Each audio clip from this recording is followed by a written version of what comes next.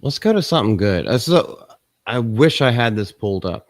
No, so Nerdrotic Gary has come out earlier today and said that he just got done filming with Piers Morgan again alongside D-Day Cobra, which is Jer Bear, and they're like two other people.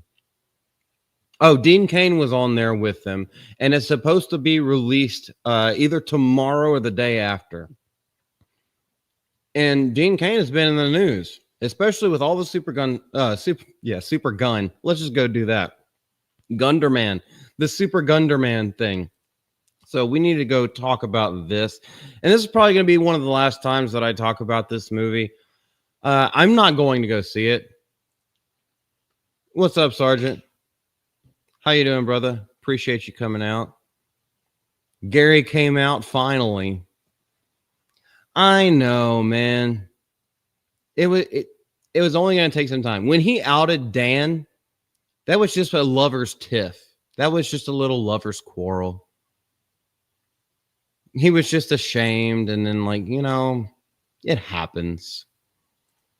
But Dean Cain, the Superman that I grew up with, because I didn't watch the Christopher Reeve stuff until later. And yes, Reeve, even with my speech impediment, Reeve. Don't put the S on there at the end.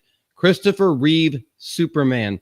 I didn't watch that until I was a little bit older in life, but while I was a kid and growing up, I was watching Lois and Clark with Tori Hatcher and Dean Cain. That's my Superman.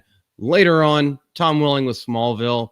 I actually really like his portrayal of Clark Kent. But Dean Cain blasts James Gunn over Superman immigrant comments and removal of the American way, which is just bullshit. And if you know anything about Dean Cain, this dude is dyed in the wool, red, white, and blue.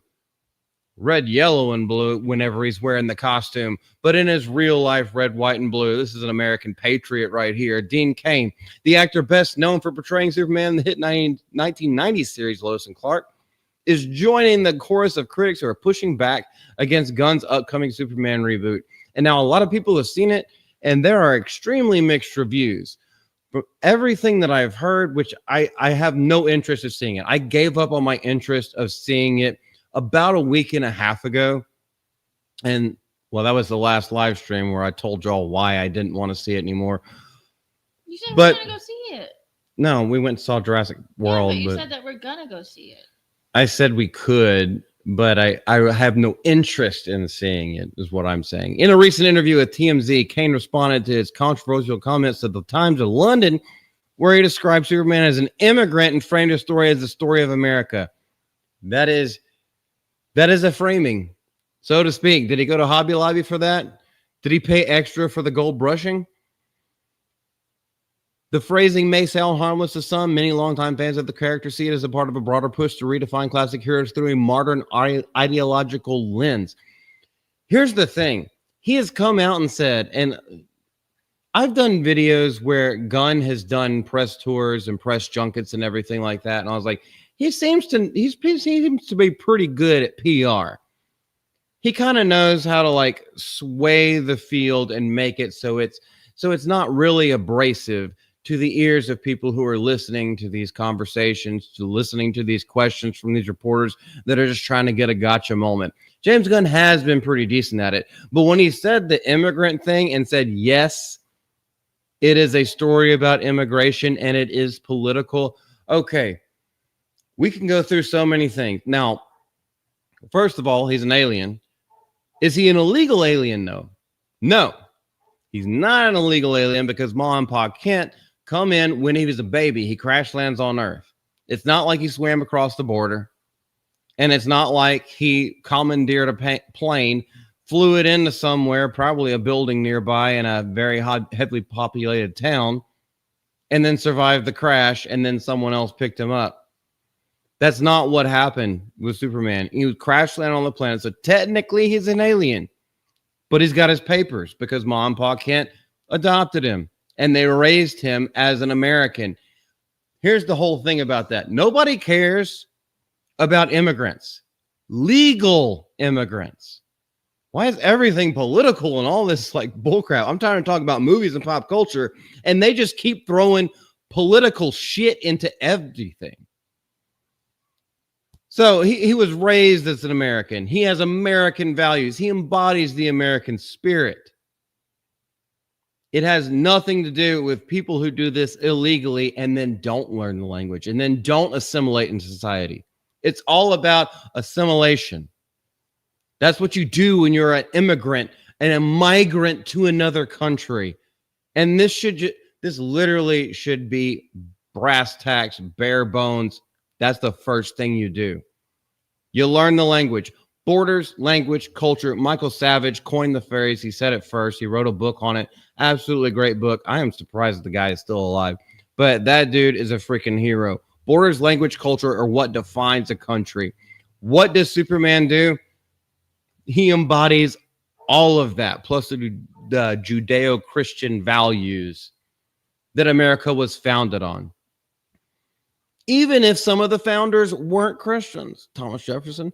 While the phrasing may seem harmless, we went through that. How woke is Hollywood going to make this character? Cain asked. How much is Disney going to change their Snow White? Why are they going to change these characters to exist for the times?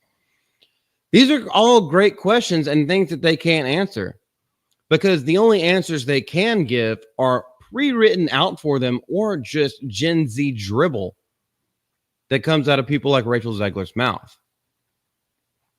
Why would you change Snow White if you're doing a remake of it and you want to have another $1 billion movie? Why are they going to change these characters to exist for the times? Well, because they forgot what it means for stories to be timeless. They forgot what it means to tell a story, to write something with an overarching theme. We always go back to the hero's journey, and that's something that, even before Star Wars, even though George Lucas's Star Wars, way back there, A New Hope, before it was called A New Hope, it was just called Star Wars. He modeled the storytelling off of the hero's journey. Why has that held up for so many years? It's because it's something that could resonate with everyone. No matter what walk of life you're going down, it will always hit you in the feels. You can identify with it in some form or another. And then the payoff actually pays off the hero's journey.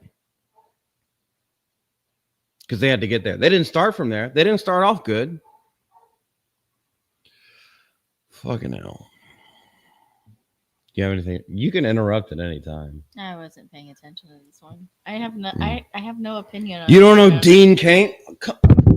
Oh my goodness. I just knocked my windscreen off. Dean Cain? I only know Henry Cavill as Superman, or that one guy that didn't have a belly button. What? Brandon Ruth? Does he not have a belly button? No, they had a Superman TV show, and he didn't have a belly button. Okay, you can't be talking about Tom Welling because he does. And he had shredded abs. I don't know. I don't know who she's talking about. Kane's concerns reflect what many fans have expressed in recent years of frustration with studios reworking legacy characters instead of simply creating new ones.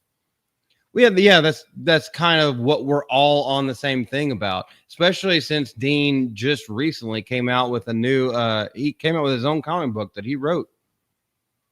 He's like, no one else is going to write a true American patriot story like Superman is supposed to be. Yeah, I'll make my own comic book series. Now, that character in Dean Cain's version is not anyway supposed to be Superman, but it tells a patriotic story, and it is completely and 100% authentic to what he wants to see. He's not just like doing remakes, taking a beloved classic, chopping it up, rehashing it like, you're making a little scramble on the grill and then shitting it out somewhere else after you left the heater on too long and it's ended up burning. That's Kyle XY. Kyle X. He doesn't have a belly button. Is that supposed to be Superman? I've heard of. I never watched that movie or video show.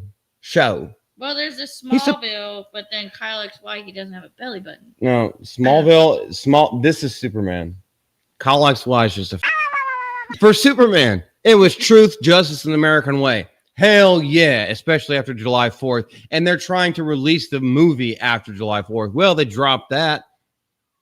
Changing beloved characters, I don't think is a great idea. If you want to create a new character, go ahead and do that. Everyone's been saying this for a long time, and this is why Hollywood is failing, is because they can't create new characters. Instead, what they do is take beloved IPs and then mishmash them up and then shit out their new socio-political motives. Dean Cain is on the right side. We're not talking about political parties. Dean Cain's where it's at. Superman's inherent weakness is his goodness, Cain said. Oh, he's getting even deeper. Babe, I got to sit up for this. He described the character's morality as essential strength. That's what makes him so powerful. He represents great values. Yes, I have said this 100 times before, and I'll keep saying it again. Where Superman is weak, it's not the kryptonite. That's not it. It's not the meteor rocks. That's not it. His weakness is that he doesn't kill, and he wants to do good by everyone, even to a fault. No one is saying that he's like a Jesus character or anything like that. He's not a simile or a metaphor for that at all. That is not what it's about.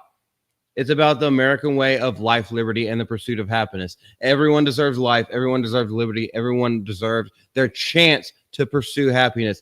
That's what Superman is about. That's what he stands for. That's what he embodies. And that's what he uses his extra powers, his superhuman powers, to affect upon the world that he lives in. Just so happens to come from Kansas.